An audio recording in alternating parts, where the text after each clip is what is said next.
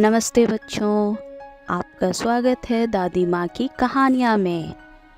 आज हम एक रोमांचक कहानी सुनेंगे। ये कहानी छोटे से शहर में रहने वाली सिया की जादुई गुड़िया के जादूगरी सफ़र के बारे में बताएगी। तो तैयार हो जाओ और इस अद्भुत कहानी का आनंद लो। तो चलिए अब हम अपनी कहानी की शुरुआत करते हैं। सिया की जादुई गुड़िया। एक छोटे से शहर में एक छोटी सी लड़की रहती थी जिसका नाम था सिया।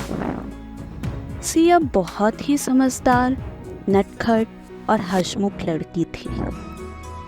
उसकी एक खासियत थी कि वह हमेशा नई नई चीज़ों को खोजने वह सीखने में रुचि रखती थी।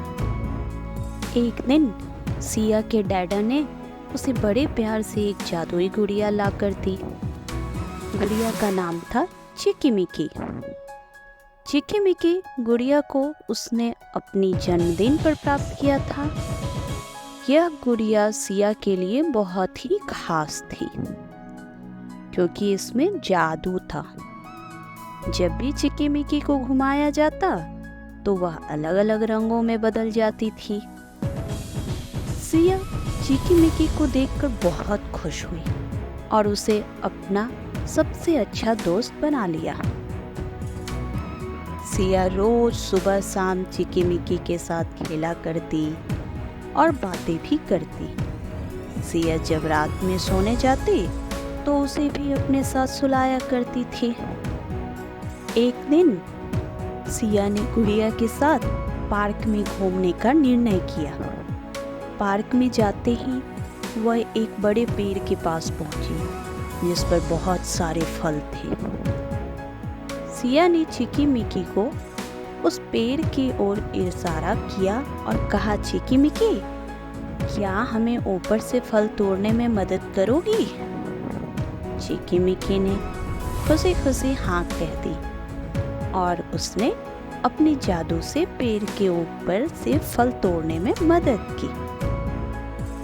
सिया और चिकीमिकी ने मिलकर बहुत सारे फल तोड़े और उन्हें एक झोले में रखा। वह फल तोड़ने के बाद घर जाने लगी, लेकिन उन्होंने ध्यान नहीं दिया कि वह किस दिशा में जा रही है। वे दोनों अचानक एक अजीब से रास्ते में आ गई जो कि गहरे जंगल में ले जाता था। सिया को डर लगने लगा और वह वापस घर लौटने की कोशिश करने लगी। अचानक से उन्होंने देखा रास्ते में वह चिकीमिकी को भी खो बैठी। वह चिकीमिकी को जोर जोर से बुलाने लगी, परंतु उसे कोई जवाब नहीं मिला।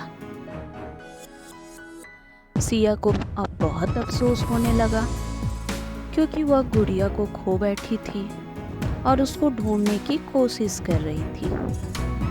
तभी अचानक से सिया को अपनी प्यारी दोस्त अनन्या दिखाई दी।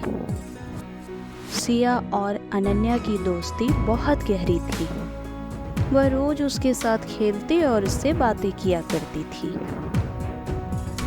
अनन्या ने पूछा, सिया, तुम यहाँ क्यों बैठी हो? तुम्हें क्या मदद चाहिए?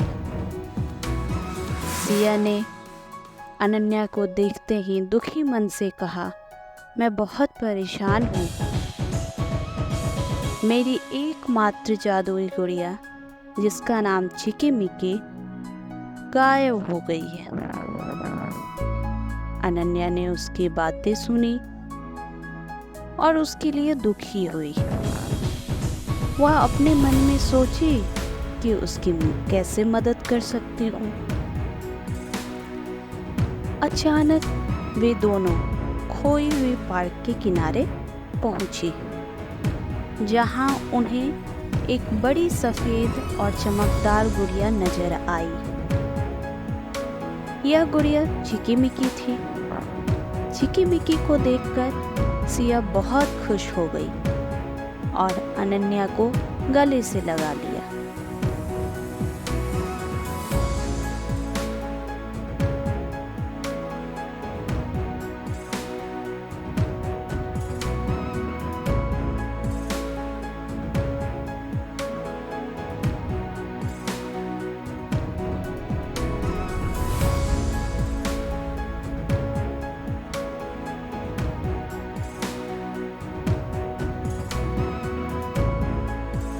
ये कहानी हमें यह सीख देती है कि हमेशा सबसे मिलजुल कर रहना चाहिए, क्योंकि हमें पता नहीं होता है कि कब कौन आपके लिए मदद को तैयार रहे।